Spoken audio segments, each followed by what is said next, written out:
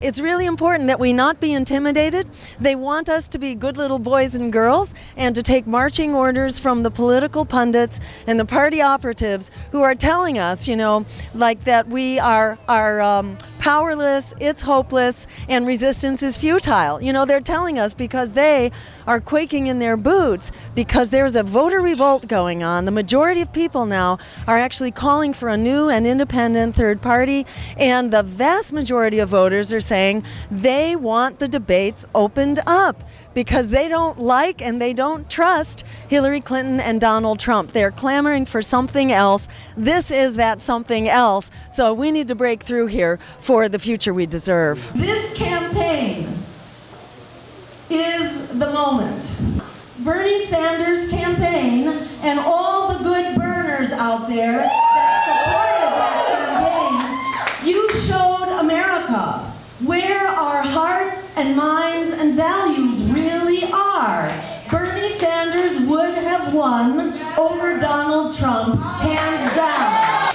This is the time to come together, not only out in the street, but right here in this campaign. This is what the political system is absolutely terrified about, which is why they are going after Kenneth, inventing reasons why we should not be supporting an incredibly inspired, passionate, inspiring, awesome young person who is seeing the world clearly the way it is. This is why social change is always led by the younger generation.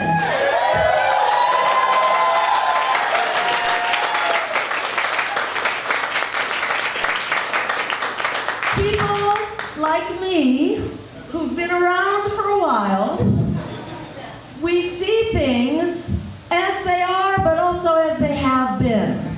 And many people are constrained by how it has been. It's really important to see the emergency of now. Now is an emergency. It really requires a social, political, and economic transformation that puts people, planet, and peace over profit at a time of incredible desperation, a time of incredible need, a time when our lives are literally on the line.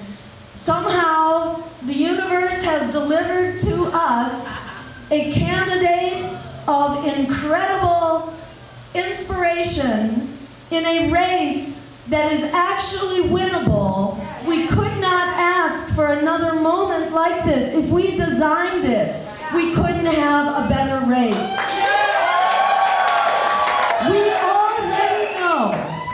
We already know that the solutions that Kenneth is talking about, his plan, which we call the Power to the People plan, that plan has majoritarian support. People will support that plan if they can only hear about it. Our job is to make sure that everyone hears about it. It's a low turnout special election. This is tailor-made for us to win. And the political establishment is quaking in their boots about what is happening here in the heart of LA. What is most golden is just your power, our power. As Alice Walker says, the biggest way people give up power is by not knowing we have it to start with. Well, we know it. We're gonna use it. Get ready, America. We are taking back the promise of our democracy and the future we deserve. The power to create an America and a world that works for all of us is not just in our hopes, it's not just in our dreams. Right here in the center of Los Angeles in Kenneth Meija's campaign. That power is in our hands. Kenneth Meija.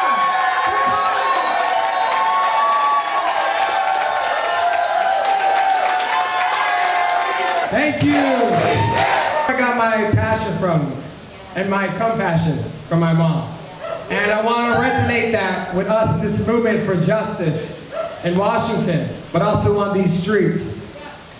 We are fighting for health care as a right.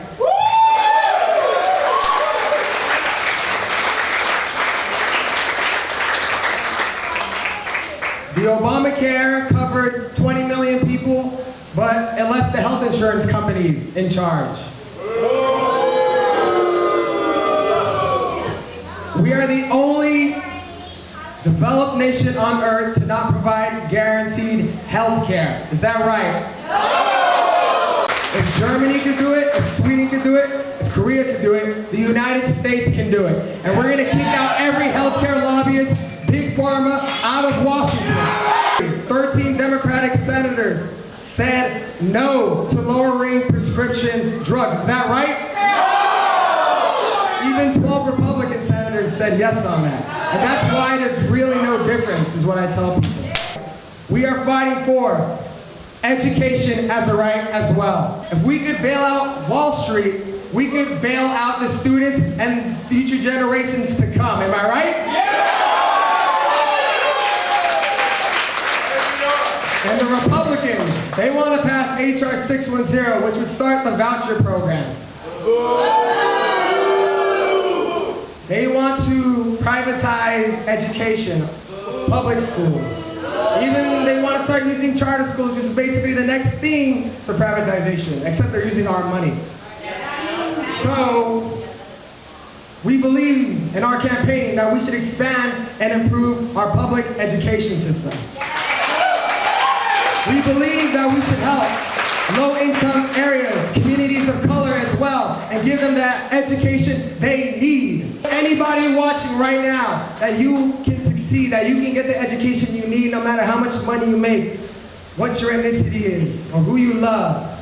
Education is a right, and I'm very proud of that.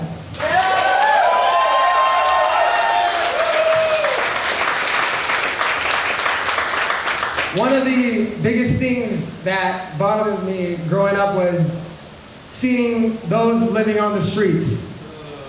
One of our biggest things we want to do is end homelessness.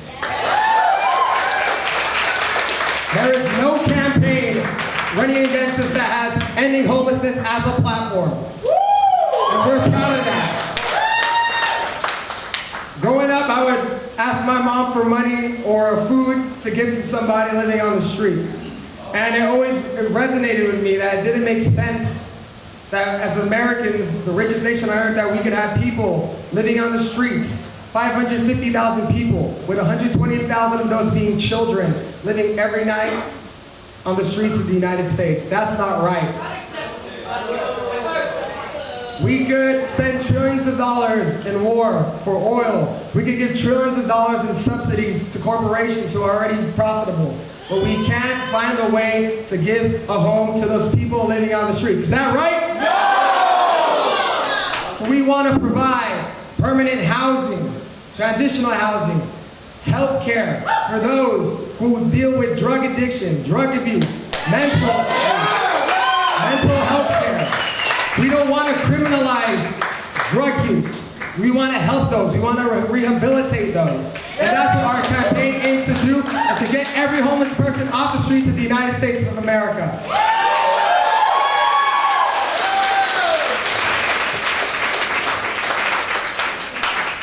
One of the biggest issues in our district, and which is also becoming an issue in all major cities, is that there's not enough housing. People can't afford a place to live. Rent can go from $2,000 to $3,000. Is that right? No! It doesn't make sense. So our platform, and the Green Party platform, is fighting for housing as a right.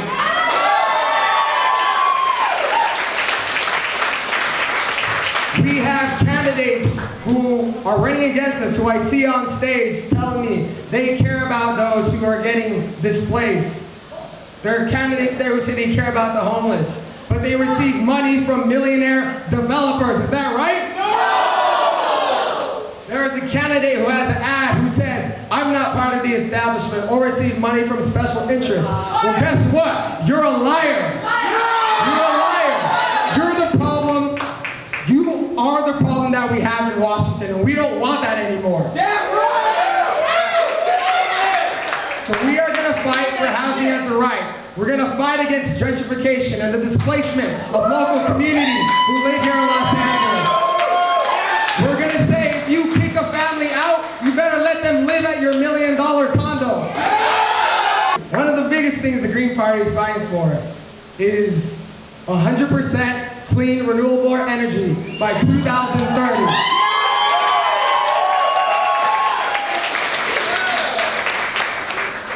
Climate change is real, Donald Trump and Republicans and everyone else who wants to shut down the EPA.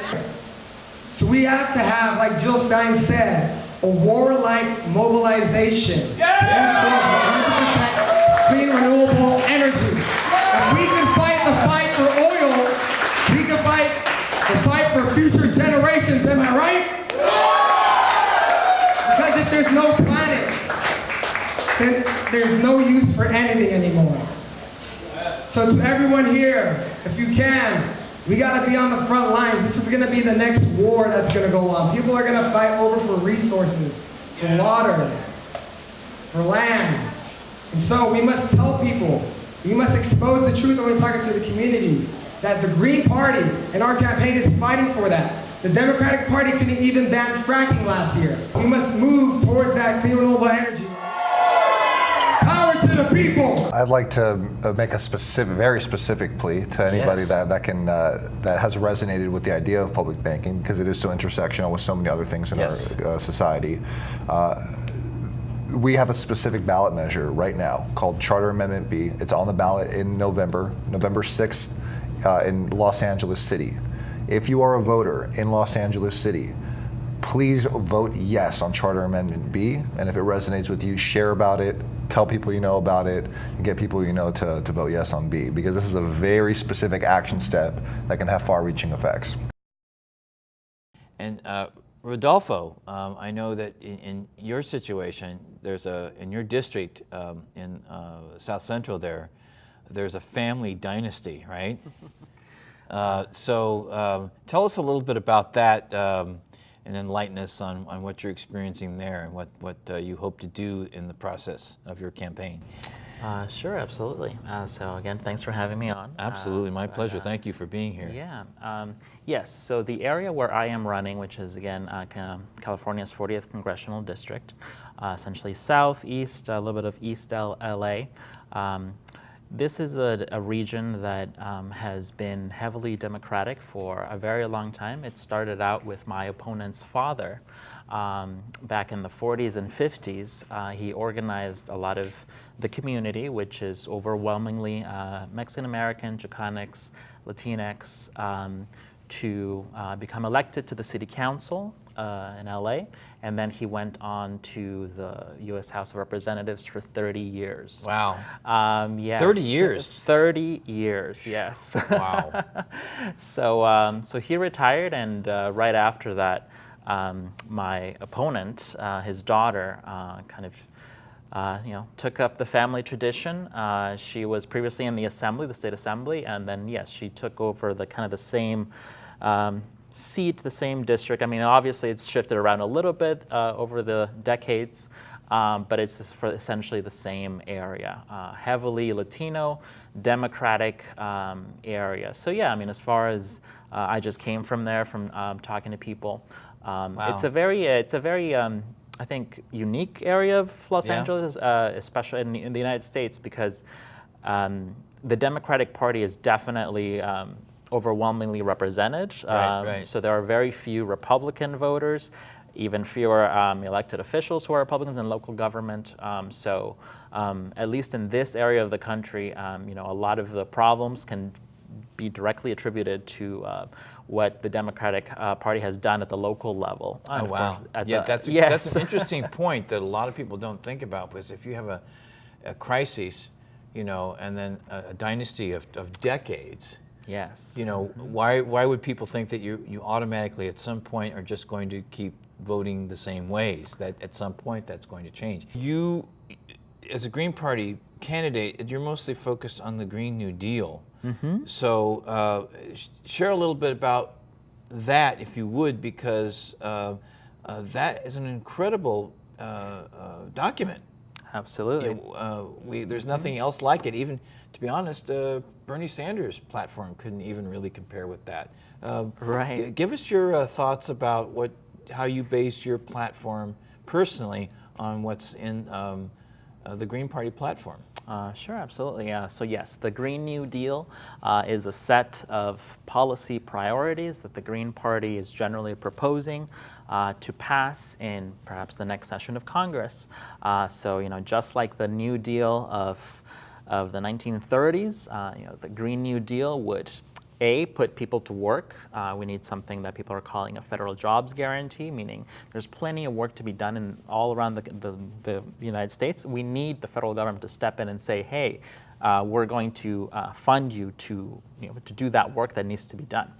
So we also need a basic income to go with that, so that people are no longer falling through the cracks. So we have a system that works for everyone and makes sure that people can succeed no matter what happens in their individual situation. So tied to that, those are key things. But what do we establish? We establish a national system of healthcare. That gives jobs to nurses, to teachers, to professors, to so many people that are going to go through that process of educating themselves so they can help others. And then all the research that will go into curing these diseases. The government can direct a lot more funds to the National Science Foundation, for example, to fund cancer research. That's right. Instead of the $700 billion that we sent over to the Department of Defense, let's send it over to the National Science Foundation, to the National Institute of Mental Health, so that we can cure these illnesses that are just wreaking such havoc. So healthcare will be a huge component of it, and the environment, the green environment that we desperately need. So in my area of Los Angeles, we have a huge number of factories that are essentially causing cancer, birth defects. I mean, this is like, studies have been done on this. Wow. And, they're using chemicals? Yes, chemicals, wow. hexavalent chromium. It's just, it's horrible. It's a horrible situation. Children have so many brain cancers. Really? Yes, Wow. in the communities. So it's just a horrific situation. So we need to turn from those kind of factories that are polluting the environment and hurting our health so much, to a green jobs, green technology. There are so many products that we can base around the green technology, so that we can have a healthier ecosystem, and that we can employ people in those good-paying jobs that will deliver a better positive environment for youth and for everyone else. So we're talking about how we could possibly, pay for the policies under the Green New Deal, progressive policies that we think would help the country. So one perspective offered by Professor Stephanie Kelton, who advised Bernie Sanders on his economics team, is that we simply just do it. So Congress goes through a process of appropriations and authorization bills. So last year in November, they authorized $700 billion for the Department of Defense. They essentially willed that money into existence, since we are a monetarily sovereign country. Unlike, say, the state of California, which constantly has to tax people in order to spend within its its jurisdiction. But the U.S. Congress, since it has this essentially money creating power, can essentially fund its way, can will its way through those funds. It's an interesting, this is I should say again, I'm not an economist. This is a perspective that is out there, and I encourage people to just read up on it, because I think it's very important to just read up on these economic theories from these esteemed professors. So, as far as a huge industry is obviously renewables and alternative energies to fossil fuels, and that's not the only major contributor to what's called climate change, or the increasing greenhouse gases in the atmosphere. But we won't get into the other ones right now. But in Germany, they are already working on what Jeremy Rifkin calls the third industrial revolution. I don't know if you've heard about that, Sam. But Angela Merkel is actually on board with that. Currently, as of 2018, 32% of their energy is solar and wind generated. And they're on target with all the technology and everything to be 100% solar and wind by 2040. So the fact that when people say that we don't have the technologies, we don't have the abilities to do it, no, we just don't have the education and the resources delegated for that purpose. Because obviously, there's some people that believe that coal is clean. I grew up in Middle America. I saw soot on clean fallen snow in Ohio. So if anybody says clean coal, I automatically know they're out of their mind. There's just no way that even could exist. So, what are your views? What should we as a country, and I know California is probably further along than the rest of the country is, but this is also an economic component that will turn the economy around. What are your thoughts on what do we do to get our country on board to a radical transition? And you know why Germany is in that radical transition? Because, and we have earth scientists here in Pasadena, I've had them on the show right here at this table. They have grossly underestimated the impact of the ice shelves breaking. So they've underestimated the levels of the sea level water rising, the impact that will have. So that has forced a lot of the communities that are involved in the third industrial revolution to radicalize their transition programs to solar and wind and that kind of thing. What can we do in this country to get people more focused on that and less on fossil fuel production? What are your thoughts on that?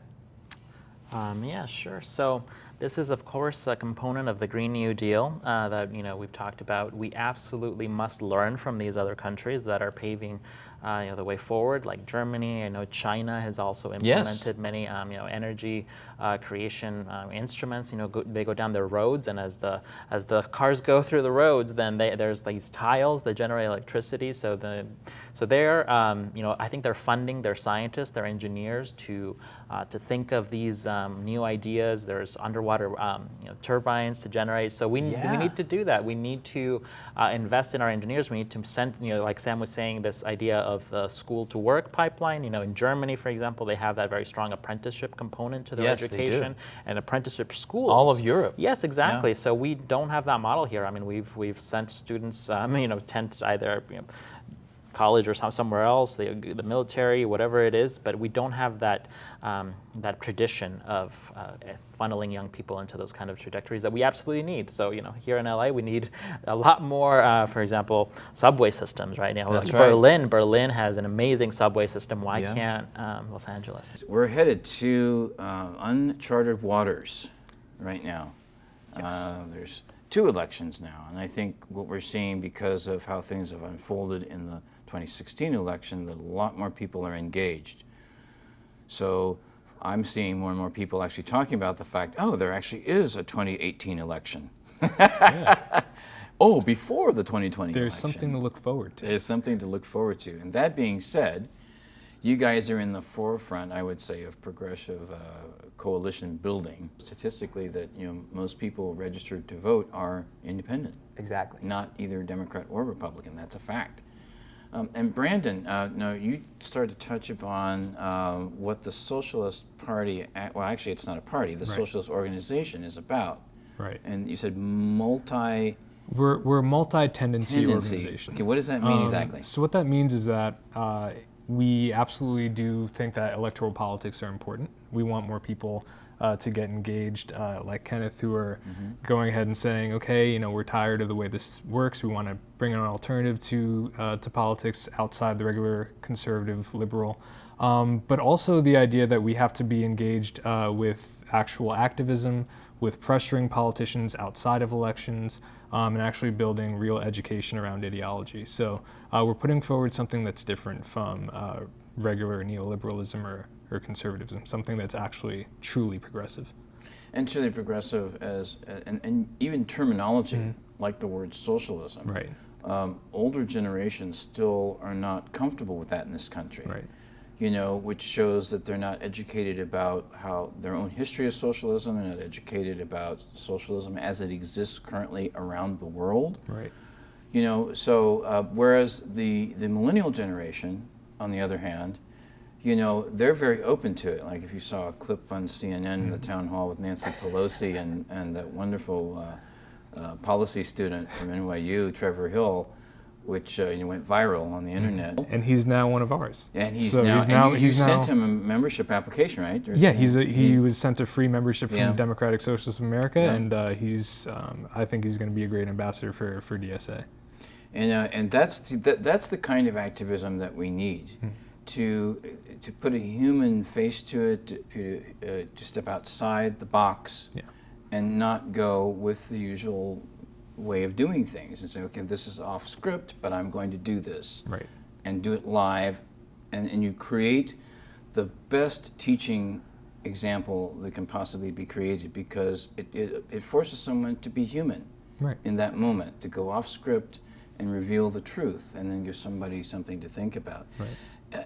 What basically are your strategies going forward in what you do, not only in your coalition building, but in putting that message out there that there are alternatives to establishment ways of thinking and doing things? Kenneth? Right, like what Brandon said, one thing that the local Green Party here is doing is we're actually out there in the community. We're out there in Skid Row doing meals, giving blankets. We're out there in Boyle Heights talking to people who are going to get kicked out of their homes because a new developer is going to build an apartment next there. We're out there, marching and rallying against deportation, and or Black lives, when they get shot by police. We're out there in the community, and you don't sort of see that. And when they're like, "Oh my goodness, you're actually a Green Party member. You actually are different than what we've seen," and I think right there it sort of gives them that human experience that there's actually hope out there, and then there's another option. So that's sort of what we're doing. We're really getting out there, not only through electoral politics. I think electoral politics is second to what we're doing. The first things we're doing is movement building, because like any change could happen only through movements, and so not through me, not through one person. And that's how we're doing it. And Brandon, let's go back to you. What is your experience? I mean, I'm thinking right now that what we're seeing after the outcome of the last election, and there's another great video with the former outreach coordinator with comedian Lee Camp on his program called Redacted tonight.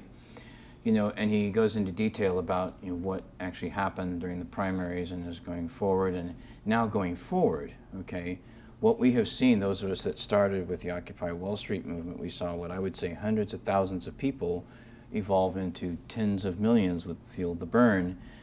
Now we have no way of knowing, because it seems like now that sort of energy is everywhere. When you go into social media, and even the mainstream media can't ignore it anymore, or at least the fact that it's going on. They might ignore the amounts of numbers of people that are out in the streets.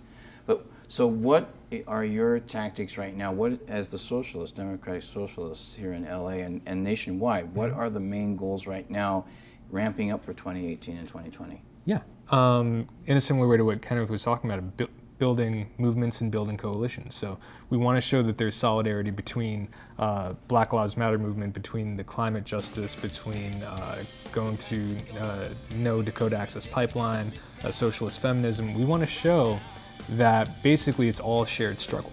And when everyone starts realizing that we don't need to retreat to our own little corners, and that everyone can be an activist for each other, and we all have one shared community, one shared goal, we tend to actually start seeing, okay, we have a common opposition. A common opposition tends commonality, to be, a common ground. And the common ground, as we're seeing in America 21st century right now, is that it's corporatism, that is not just the Republican Party, it's the whole corporate neoliberal kind of platform that they put forward. So that's really what we're opposed to and what we're building a movement against. Fantastic. Kenneth Meija and Brandon Ramirez, thank you so much, guys, for being on the Nowman Show.